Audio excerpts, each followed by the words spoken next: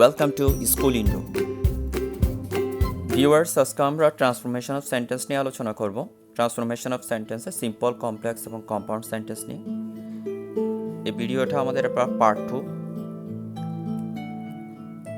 Please subscribe to our channel and click on bell icon so that you can get all the updates video. Thank you. আমরা স্ক্রিনে দেখতে পাচ্ছি নতুন আরেকটা rules, যেটা as since when. যদি complex সেন্টেন্সে যদি অ্যাজ সিন্স এবং হোয়েন থাকে, সেক্ষেত্রে সিম্পল করার ক্ষেত্রে ভার্বের সাথে আইএনজি যুক্ত করতে হবে, আবার কম্পাউন্ডে অ্যান্ড যুক্ত করে আমাদেরকে কম্পাউন্ড সেন্টেন্স করতে হবে। দেখি আমরা একটা সিম্পল কমপ্লেক্স সেন্টেন্স দেখতে পাচ্ছি। When I went home I found him ill. মনে রাখতে হবে এগুলা যাতে যদি কোনো কারণমূলক ঘটনা হয় তাহলে সেটা ভিন্ন রুলসে যাবে। এটা যেহেতু কোনো কারণমূলক ঘটনা নয়, হোয়েন দিয়ে যে সেন্টেন্সটা করা হয়েছে, সেহেতু এটাকে আমাদের ভার্বের সাথে আইএনজি যুক্ত করে সেন্টেন্সটা করতে হবে। তাহলে ভার্ব কি এখানে ওয়েন্টের প্রেজেন্ট ফর্ম হচ্ছে গো। তাহলে গো এর সাথে আইএনজি যুক্ত করে আমাদের সেন্টেন্সটা কমপ্লিট করতে হবে। দেখো, গোয়িং হোম, অর্থাৎ হোয়েন এবং সাবজেক্ট এই দুইটা শব্দ বাদ যাবে। ভার্বের যে ফার্স্ট ফর্ম আছে সেটাকে প্রেজেন্ট ফর্ম করে তার সাথে আইএনজি যুক্ত করে বাকি অংশ যেভাবে আছে ঠিক সেভাবে বসিয়ে দিয়েছি। ওয়েন্টকে গো করে গোর সাথে আইএনজি যুক্ত করে going home I found him ill. এটাই হচ্ছে সিম্পল।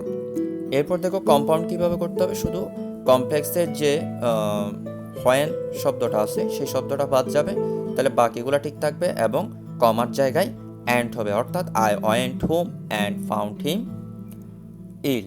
দেখো, জাস্ট এইটুকু যে অংশটুকু রেড কালার দিয়ে ব্লক করে রাখছি সেই অংশটুকুই বরাবর কম্পাউন্ডে বসে যাবে, শুধু কমার জায়গায় অ্যান্ড হবে। এরপর আবারও অ্যাজ সিন্স হোয়েন। যদি এর আগেরটা আমরা দেখেছিলাম কি, এর আগেরটাতে দেখেছিলাম ওখানে মূল ভার্ব আছে, অর্থাৎ অক্সিলারি ভার্ব নয়, সেগুলা মেন ভার্ব হিসেবে ওখানে কিছু ভার্ব আছে। যখন অক্সিলারি ভার্ব থাকবে তখন কিভাবে পরিবর্তন হবে সেটারই একটা রুলস। তাহলে সেক্ষেত্রে দেখো, অ্যাজ সিন্স হোয়েন যদি কমপ্লেক্সে কোনো সেন্টেন্স হয় এই শব্দগুলো দ্বারা, সেই ক্ষেত্রে সিম্পল সেন্টেন্স করার সময় অ্যাম ইজ আর ওয়াজ এর জন্য বিং বসাতে হবে, আর হ্যাভ হ্যাজ হ্যাড এর জন্য হ্যাভিং বসাতে হবে। কম্পাউন্ড আগের মতোই অ্যাজ ইউজুয়াল অ্যান্ড দিয়ে করতে হবে। দেখো, as the day is rough, এখানে দেখো ইজটাই হচ্ছে মূল ভার্ব এখানে, সেই জন্য অ্যাম ইজ আর থাকলে কি হবে, বিং হবে। তাহলে এখানে the day is rough we can not go to market. এখানে আরেকটা জিনিস খেয়াল করো, সাবজেক্ট কমার আগের সাবঅর্ডিনেট ক্লজ এবং মেইন ক্লজ দুইটার মধ্যে সাবজেক্ট কিন্তু ভিন্ন, সেটারও একটা কমন রুলস এখানে আমরা দেখবো আজকে। তাহলে সিম্পল সেন্টেন্সে কি হবে, দেখো দুইটা সাবজেক্টই এখানে বসবে। দ্য ডে অ্যাস শব্দটা বাদ যাবে, কারণ যেহেতু এটা কমপ্লেক্সের সিম্বল সেটা বাদ যাবে সিম্পলে। তাহলে তাকে কি দ্য ডে ইজ যেটা আছে ইসের জন্য কি হবে, বিং হবে। The day is being rough, তারপর কমা, তারপর বাকিটা যেভাবে আছে we can not go to market. এভাবে করে আমাদের সিম্পল করতে হবে। এরপর কম্পাউন্ড সেন্টেন্স দেখো, আমরা কম্পাউন্ড সেন্টেন্স কীভাবে করবো, ওই যে দ্য ডে ইজ রাফ কমার স্থলে অ্যান্ড, আর বাকিটা যেভাবে আছে সেভাবে। এই যে ব্লক করা আছে, রেড মার্ক করা যে ব্লকটা দেখতেছো কমপ্লেক্সে, সেই অংশটুকু কম্পাউন্ডে হুবহু বসে গেছে, শুধুমাত্র কমার জায়গায় আমরা অ্যান্ড বসিয়েছি। তাহলে এখানে একটা শর্টকাট রুলস আমি দিয়ে দিলাম। দেখো, শর্টকাট রুলসটাকে কমপ্লেক্সে যদি অ্যাজ সিন্স হোয়েন থাকে সেক্ষেত্রে সাবজেক্ট ভিন্ন হলে সিম্পল করার নিয়ম হচ্ছে কি, সাবজেক্ট প্লাস অ্যামিজার থাকলে বিং, হ্যাভ হ্যাজ থাকলে হ্যাভিং হবে। এবার কম্পাউন্ডের ক্ষেত্রে দুইটা সেন্টেন্সের মাঝখানে অ্যান্ড বসাবো, অর্থাৎ কমার জায়গায় অ্যান্ড বসাবো আর কমপ্লেক্সের শব্দটা বাদ দিব। এরপর দেখো আবারও সিন্স, অ্যাজ এবং বিকজ, এখানে একটা শব্দ নতুন আসছে বিকজ। এক্ষেত্রে সিম্পল করার নিয়ম হচ্ছে because of or compound as usual and দিয়ে। তাহলে দেখো, since he was nervous he could not do any work easily. একটা জিনিস এখানে খেয়াল করো, এখানে কিন্তু সিন্স দ্বারা কোনো একটা ঘটনা কারণ, অর্থাৎ এইটার কারণে এটা হয়নি এই ধরনের বোঝাচ্ছে, অর্থাৎ একটার কারণে অন্যটা ব্যাঘাত ঘটেছে এই ধরনের যখন বোঝাবে তখন বিকজ অফ দিয়ে করতে হয়। তাহলে কনফিউজড হওয়ার কোনো কিছু নাই। সিন্সের ক্ষেত্রে যদি কারণ বোঝায় তো সেক্ষেত্রে বিকজ অফ দিব, কারণ না বোঝালে ভার্বের সাথে আইএনজি যুক্ত করে আমরা সেন্টেন্সটাকে সিম্পল করব। তাহলে দেখো, বিকজ অফ দিয়ে আমাদের এটা করতে হবে, যেহেতু কারণ বোঝাচ্ছে। বিকজ অফ, তারপর হি এর পজিটিভ কেস বসছে his, because of his am is are was এর থাকলে কি হবে বলছিলাম, বিং হবে। তাহলে বিং বসালাম, because of his being nervous he could not do any work easily.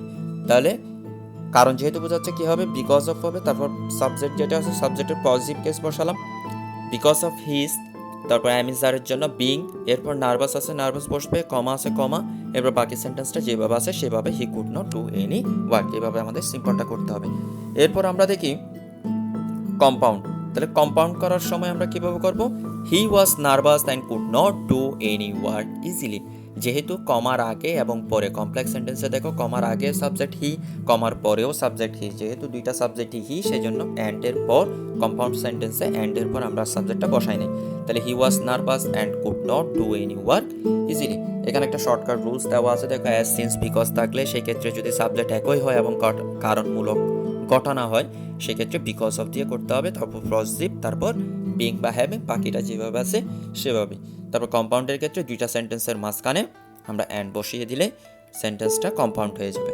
এরপর দেখো সো দ্যাট, কমপ্লেক্সে যদি সো দ্যাট থাকে তাহলে সিম্পল করতে হবে টু প্লাস বাড়বে প্রেজেন্ট ফর্ম দিয়ে, অর্থাৎ টু বসিয়ে আমাদের সিম্পল করতে হবে, কম্পাউন্ড করতে হবে and plus one or wanted two.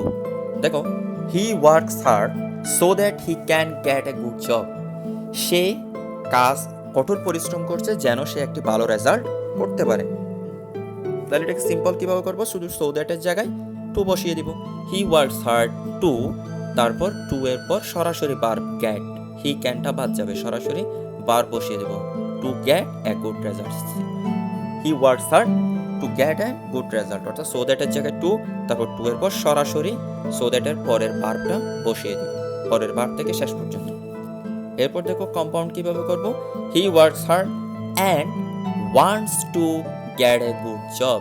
যেহেতু এখানে ওয়ার্কস হার্ড, যেহেতু এখানে এটা প্রেজেন্ট ফর্ম, অ্যান্ডের আগে যেহেতু প্রেজেন্ট ফর্ম সেই জন্য ওয়ান্টস হয়েছে, ঠিক আছে। তারপর টু এর পর ভার্ব থেকে শেষ পর্যন্ত, হি works hard and wants to get a good job. তাহলে আমাদেরকে এই শর্টকাট রুলসগুলো জানা রাখতে হবে। এরপর দেখো কমপ্লেক্স সো দ্যাট এর ক্ষেত্রে যদি ভার্ব প্রেজেন্ট ফার্স্ট ফর্ম হয় তাহলে কি হবে, আই ওয়ার্কড হার্ড। দেখো এখানে এর আগেরটাতে ছিল ওয়ার্কস প্রেজেন্ট ফর্ম, সেই ক্ষেত্রে ওয়ান্টস হয়েছে, এখানে যেহেতু ওয়ার্ক সেক্ষেত্রে কি হবে, এটা ঠিক থাকবে, I worked hard to get a good job. এখানে হবে I worked hard and wanted, এর আগে ছিল ওয়ান্ট, এখন হবে wanted to get a good job. Subject দুটোটা যেহেতু সেম আই আছে সেহেতু এখানে অ্যান্ডের পর আই না বসালেও চলবে। এই ছিল আমাদের আজকের ক্লাস। সবাই ভালো থাকবা, সুস্থ থাকবা, আল্লাহ হাফিজ।